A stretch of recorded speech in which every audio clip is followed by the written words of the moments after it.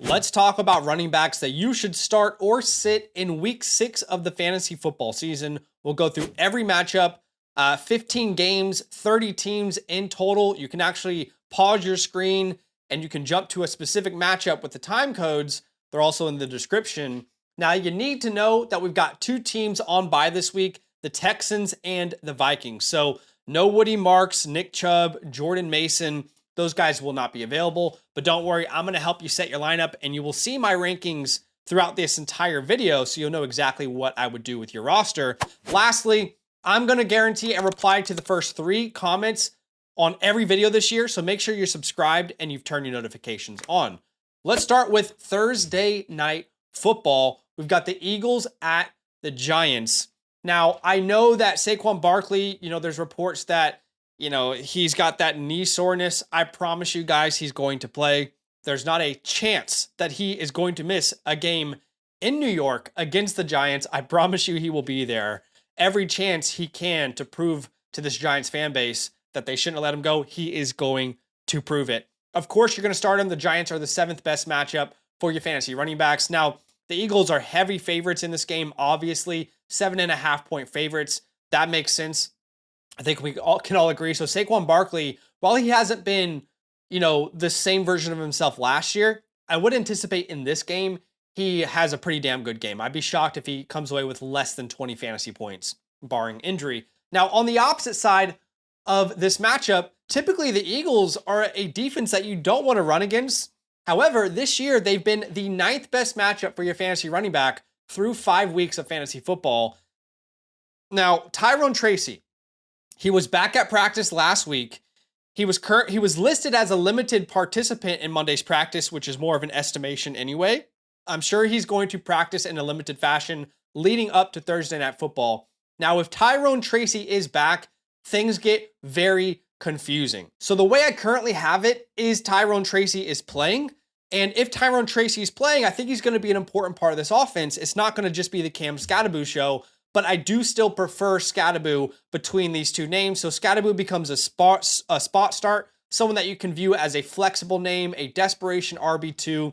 Tyrone Tracy, I would be very hesitant to throw him in there. We don't know what his role will be since Scatterboo's come in and actually looked pretty decent.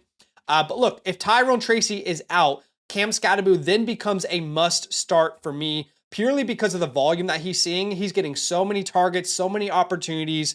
It's not turned into a ton of fantasy success just yet, but any running back that sees the ball that many times has got to be in your lineup. So again, we've covered all of our bases there. If no Tyrone, go Scatterboo. If Tyrone, maybe play it a little bit cooler and look at your other options. Okay, let's go to the London game this week. Broncos at Jets. So make sure you've got your lineup set up and good to go.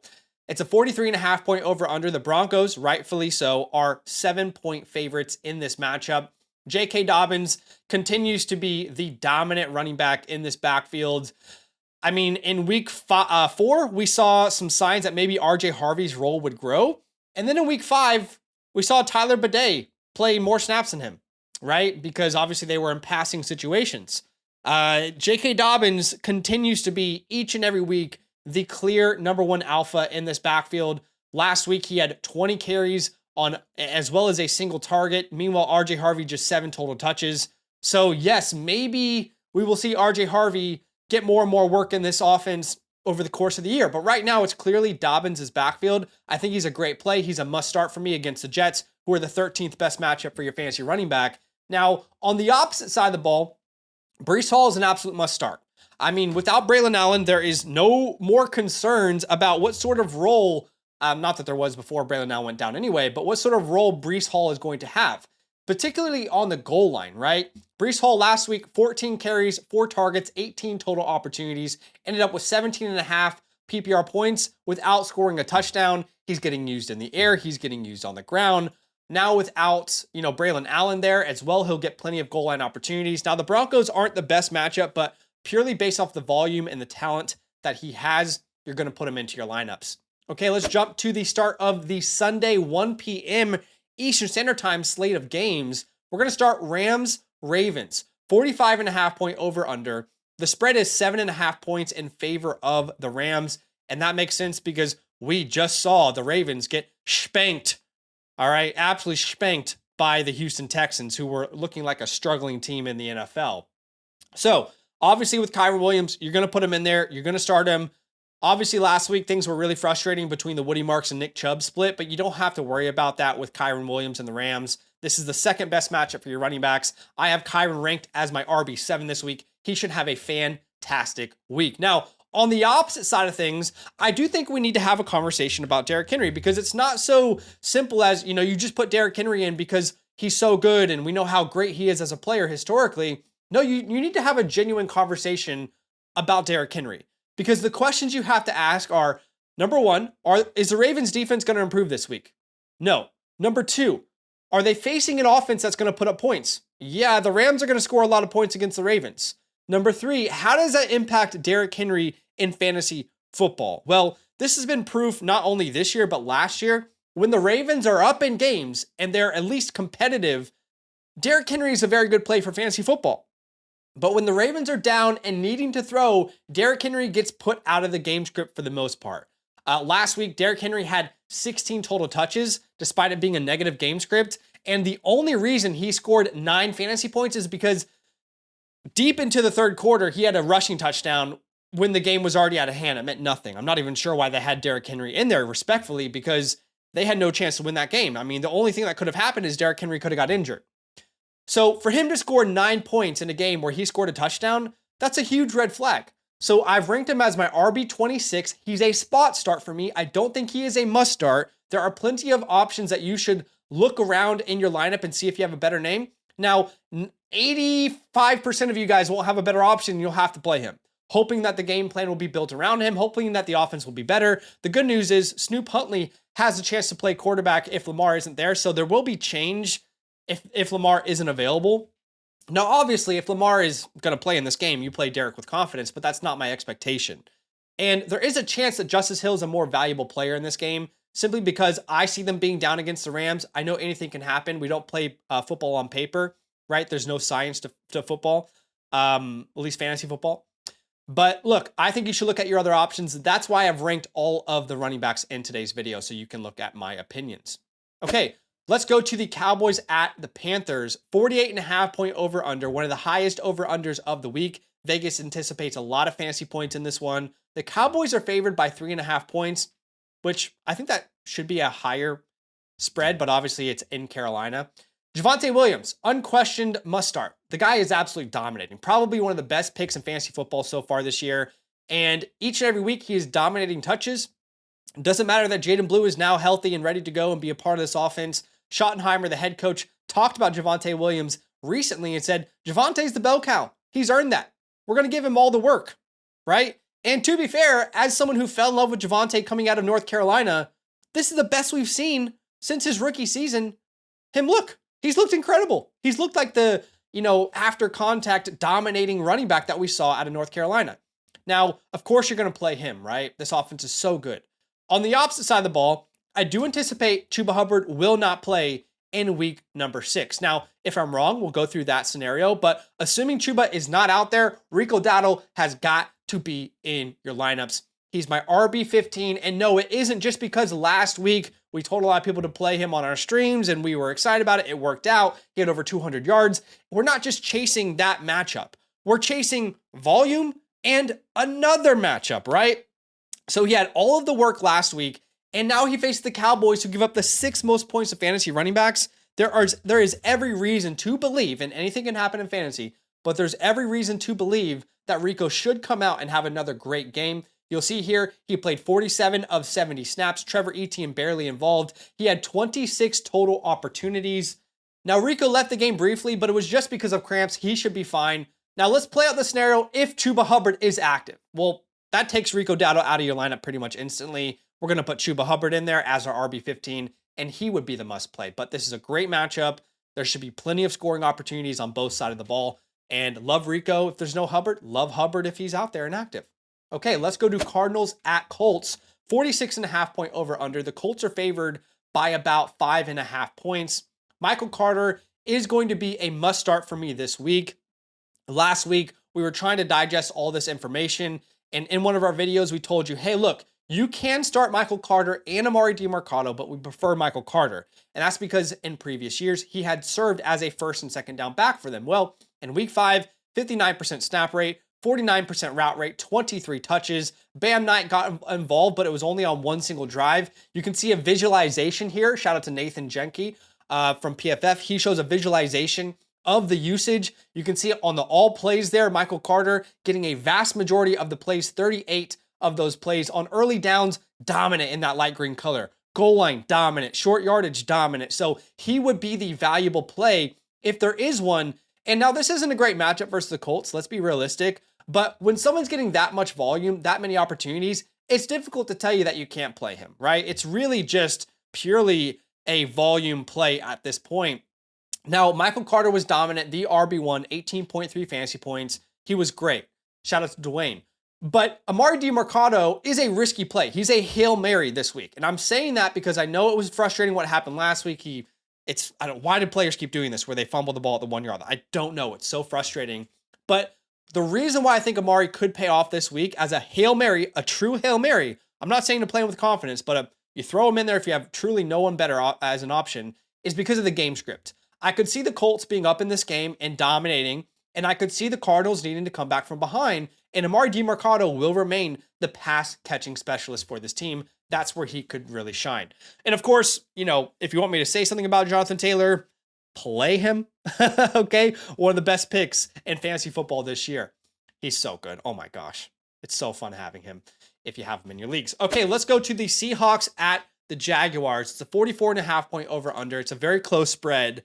And look, let's talk about the Jags first. It was a disappointing game for Etienne for fantasy football purposes on Monday Night Football. He still touched the ball, 14, 15 plus times. It just didn't turn into any fantasy success. There was no touchdown involved, no big plays involved. He was still the dominant guy compared to Tootin. Tootin's going to get hit plenty of his opportunities, but he's just a very, very risky play because you bank in on a touchdown with Tootin because there is no volume.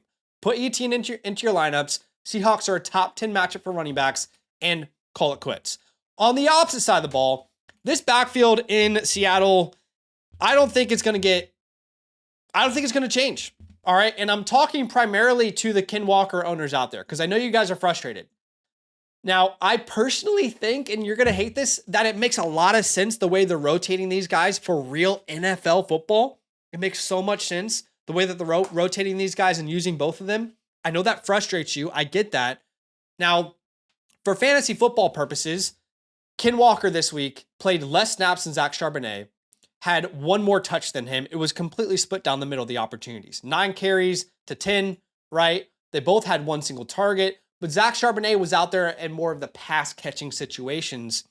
They trust this guy in pass protection. He's a great pass protector. It makes a lot of sense for them to have him out there to protect Sam Darnold. He's a really good receiver out of the backfield as well. This is how this backfield's going to be. Now, Ken Walker's going to do more with his touches, but as we know, Zach Charbonnet is going to get plenty of goal line opportunities in the red zone. He had another rushing touchdown this week, same as that Thursday night football game in recent memory. Now, I still prefer Ken Walker because on a per touch basis, he's going to do more with his touches. He has a home run ability, but Charbonnet is not a terrible spot start either. You can throw him in there if you don't have a better option. You're just going to have to lower your expectations for Ken Walker, guys. Okay, Chargers at Dolphins. There's a lot to break down with the Chargers here. They are heavy favorites, by the way, even though it's in Miami. They're 4.5 point favorites. That's great news for one of these Chargers running backs, right? You look at the Dolphins, they're a top 5 matchup for your fantasy running back. So in theory, there should be value here in this backfield. There's a lot to break down. So let's start by saying, first off, Marion Hampton will be out for the next 4 games at minimum. Okay. Now, if you look at the Chargers running back utilization, shout out to Dwayne McFarland with Fantasy Life, the 2 drives without Marion Hampton, Vidal played 60% of the snaps, but they pretty much split work down the middle, right? 50% of the attempts they both got. Route participation was very similar, but because they were trailing, it made more sense to use Kamani Vidal. Okay, so last week we had a difficult backfield to digest with the Arizona Cardinals, and we told you guys, look, you can play both of these names, Carter and DiMercado. They are startable options if you're in a tough spot, but I preferred Michael Carter. I kind of feel the same way this week, but I prefer Hassan Haskins. Now, the reason we were preferring Michael Carter is it was our belief he would be the first and second down running back. That's how I feel about Hassan Haskins. In a more positive game script, a more favorable game script for the Miami Dolphins, I do think they'll be up in this game. That is, in my opinion, great for Hassan Haskins. I do think he would be, if I had to start one of these names, the name that I would start. Now, he's my RB33. Vidal's my RB36, so I don't have a ton of confidence in these guys, but the matchup is great. One of them will have a fine day. If I had to bet, it would be Haskins, but I don't have like 100% confidence in that either. Shout out to Hayden Winks. This is kind of my opinion as well. I just wanted to screenshot this. He's also a bright mind in the industry. He talked about how Hassan Haskins was already getting some snaps before the Hampton injury, right? Which is important because before Hampton went down, Haskins was already involved. Then Kamani got action in the 4th round. Haskins exited with the starters. Vidal played to next to Trey Lance. That's definitely something that we can kind of try and gain some information from. And of course, Haskins has the inbuilt chemistry with Harbaugh, the favoritism with Harbaugh because they both played at Michigan. Now, for the Hampton owners, there's a good chance that he returns after 4 games. So keep that in mind. But again, it's a difficult backfield to really nail. Okay, let's be honest. There's a lot of risk in this play. But if I had to choose one, it would be Haskins. And that's because I do project the Chargers to be up in this game. Now, you can make your own call, obviously. On the opposite side, we don't need to really spend too much on this. I'm sorry, Devon Achane owners, if this is not exciting enough, but you start him, okay? You start him, and you don't think about it twice, all right? Okay, let's go to the Browns at the Steelers. Quinshon Judkins continues to be the dominant number 1 running back, seeing well over 20 touches per game since he's been named the clear number 1 starter. He's a top 12 play for me. The Steelers defense is getting better. We do have to give them credit, but you're just not sitting Judkins. It really doesn't matter what matchup there is out there. After he dominated against the Packers defense, there's just not a matchup where you're thinking about sitting him. Now, on the opposite side of the ball, obviously Kenneth Gainwell played great in Jaylen Warren's absence, but I do believe Jaylen Warren will be out there ready to lead this backfield. He is a must start for me. It's a terrible matchup against the Browns, but the reason I'm more comfortable with Jaylen Warren is because of how much he's used in the air, right? This is a guy that they feature in the air as a weapon out of the backfield, so I'm more than comfortable enough to start him. When he's been starting, been healthy for this team this year, he's been getting plenty of touches to warrant a must start each and every single week. Now, if for some reason Jaylen Warren's not out there, then Kenneth Gainwell is a must start, but I don't anticipate that. News is constantly changing in the NFL. I mean, for example, last week around midweek, Michael Carter came out and told everyone he was a starter for the Cardinals. If you want my latest up-to-date rankings, as soon as I hit submit for weekly and rest of season, then become a season pass member with the promo code LAND. If you use my code, it'll be a $34 one-time purchase for the entire season. You get access to some vouchers to come on our live stream and ask us questions, all the premium tools on the Flock site like the trade calculator, and of course, my latest up-to-date rankings. If you want to support the show, keep the lights on, and get a great value, check that out in the description. Okay, let's go to the Patriots at the Saints. Now, there are certain backfields that are really frustrating this year, and the Patriots are one of those backfields because you spend a 2nd-round pick on Travion Henderson. Ramondre Stevenson fumbles early in the game. He already had a game this year with 2 fumbles, and one of them was on the goal line. And then it seems like it doesn't matter what Ramondre Stevenson does, this team is going to utilize him on the ground. That's exactly what we saw again Sunday Night Football against the Bills. Ramondre Stevenson fumbled on one of the first drives, and then they still decide to use him heavily. They give him 7 carries on the ground, 2 targets through the air. He also leads the way in snap percentage, 31 snaps out of 60. We finally see Henderson get 30 out of 60, so about 50% of the snaps. But still, they give Henderson that goal line role, right? I mean, he had 7 carries, turned it into 14 yards, 2 yards per carry. But still, he has that important role on the goal line. It is so frustrating if you own Travion Henderson. But until this team shows us otherwise, if I had to choose one of these names, it would be Stevenson, just because he has that goal line opportunity. Now, I do think inevitably, because Antonio Gibson tore his ACL, he's not going to be out there again this year. That at least frees up more opportunities for Henderson, right? Because we were seeing a lot of the spell opportunities in place of Stevenson go to Antonio Gibson.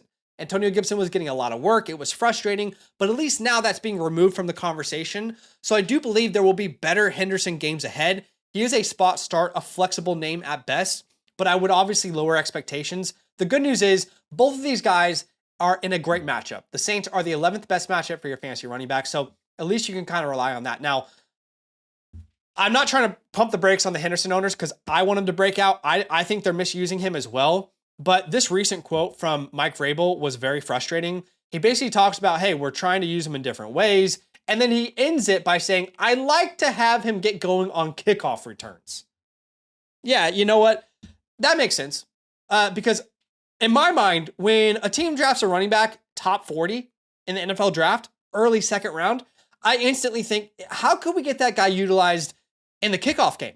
That's my thoughts too, Mike. It's frustrating, but until we see a change and a consistent change, Stevenson is the running back to own in this backfield, unfortunately. Now, on the opposite side of the ball, another running back room that is starting to get a little bit murky. I am going to label Kamara a must start still. I know it's not been great, but he's had plenty of usable games this year. And yes, Kendre Miller's role is growing. There's no doubt about it. Kendre Miller is a good player out of TCU. He's looked really good in his limited opportunities. Here in this most recent game last week, we saw Kendre Miller get 26 snaps compared to 37 for Alvin Kamara. Now, Kendre Miller had more rushing attempts. Now, shout out to Zare over on X. He actually breaks down where the attempts came from for Kendre Miller. And you will see 5 of his attempts came when the Saints were trying to ice the game where they were already up by multiple scores. So I would be hesitant to really call, to really freak out about Alvin Kamara, to say that Kendre Miller is going to take over this role. I don't think that's the case. Unless they trade Alvin Kamara, then Kendre Miller is going to be nothing but a handcuff at this point. So I just want to pump the brakes a little bit on the Kendre Miller hype. And in this game in particular, if it's a more competitive game, I think you'll see Kamara get more and more work. The good news for Kamara is he's getting more of those targets out of the backfield. Okay, let's go to the Titans at the Raiders. This is the start of the afternoon slate of games. Raiders are heavy favorites in this game. That's obvious because the Titans are not a very good team. Yes, they beat the Cardinals, but that's because the Cardinals suck. Let's be real. Ashton Jeanty, great play this week. Great play. Titans are the third best matchup for your running backs. The Raiders are almost 7-point favorites. You'll never hear that again this entire season. Like, truthfully, it's crazy. Like, this is the one game where Jeanty is set to smash. He should smash. Now, on the opposite side of the ball, I have labeled Tony Pollard a spot start. It's actually quite difficult to run against this Raiders defensive line. It's not too bad. And you have to completely avoid Max Crosby. Now, what Pollard has been thriving on is opportunities. And we did finally see Tajay Spears come back last week. Tajay did not play a very important role in this offense, but I think his role will grow over the course of the next coming weeks. So I think you can spot start him, but lower your expectations. Okay, let's go to 49ers at Bucs. 47.5 point over under. The Bucs are favored by 2.5 points. Let's not waste time on CMC. Every week, I've said this week 1, 2, 3, 4, 5, that CMC is healthy. He's my RB1. I don't care who's at quarterback. I don't care what the offensive line looks. If he's healthy, he's my RB1. Now, on the opposite side of the ball, I do not anticipate Bucky Irving playing in this game. There were reports that came out that it's not only his foot, but his shoulder that's an injury. And it's more than likely that he won't play again in week number 6. So that means Rachaad White would lead the way again.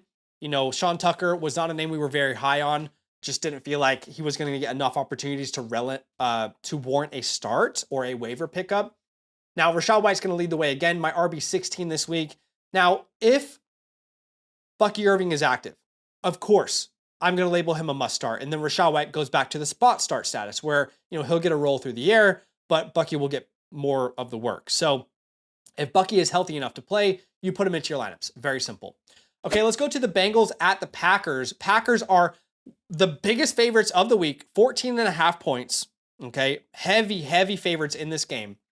Now, Josh Jacobs should smash. He's in the top 3 of my rankings this week, my RB3. Not only is he in a game where the Packers are multiple touchdown favorites, he's also facing the Bengals, which is the best matchup for your running back in fantasy football.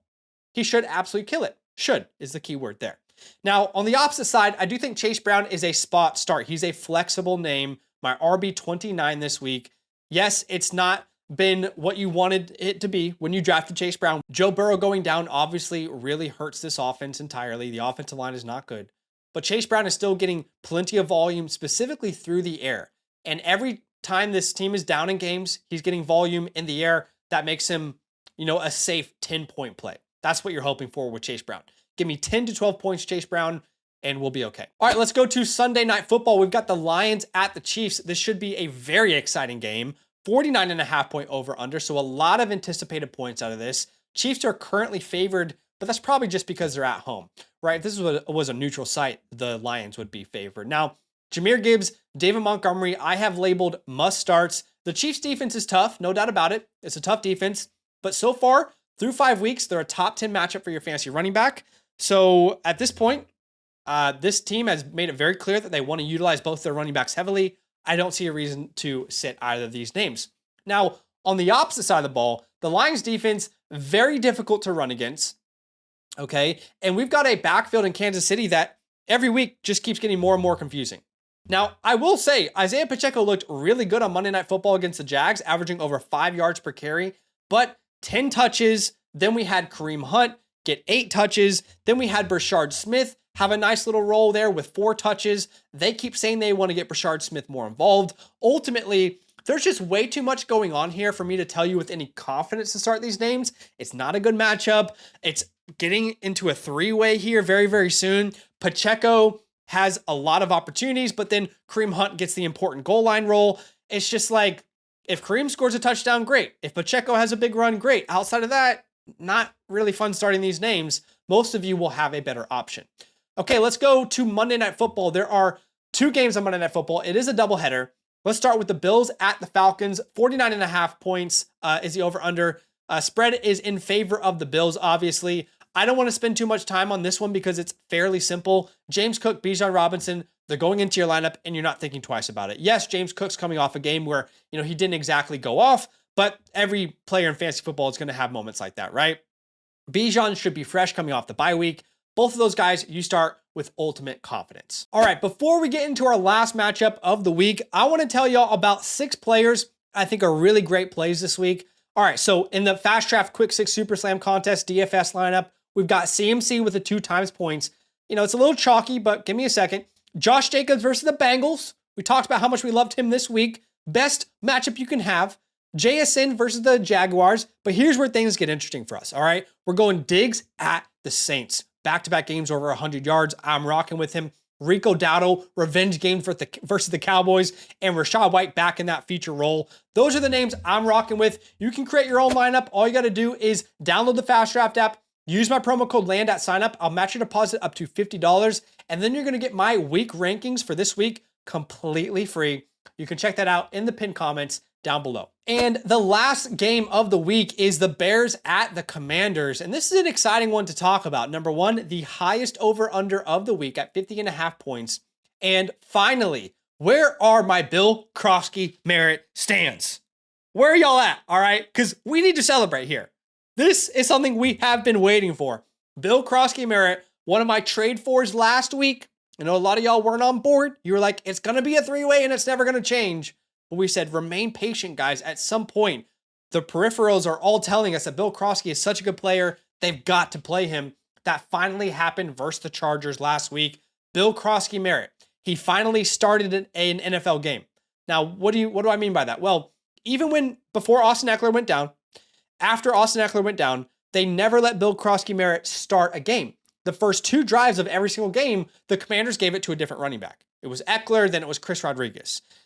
And it just felt like every time Bill touched the ball, it was like, man, you got to give this guy a bigger role. And we felt like over the course of the year that would happen. Finally, versus the Chargers, Bill Krofsky started his first game. He was out there for the first drives, which was great to see. In fact, he was the dominant running back. And really, Chris Rodriguez was an afterthought. He was.